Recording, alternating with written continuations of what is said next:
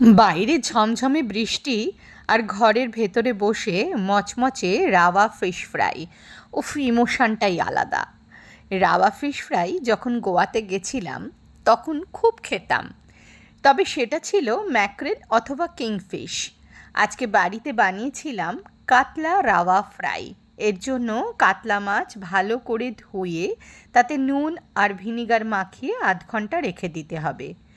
এরপর মাছগুলো ভালো করে ধুয়ে জল ছড়িয়ে নিতে হবে। তারপর তাতে দিতে হবে আদা রসুনের পেস্ট, খুবই অল্প।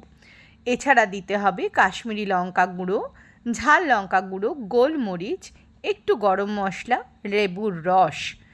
এবার দিতে হবে অল্প সাদা তেল।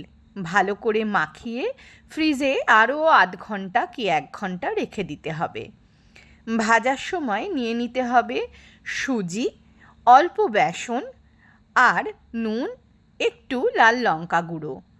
ভালো করে সুজি মিক্স করে ম্যারিনেট করা মাছ তার ওপর এপিঠ ওপিঠ করে প্যানের মধ্যে অল্প তেল দিয়ে করতে হবে শ্যালো ফ্রাই।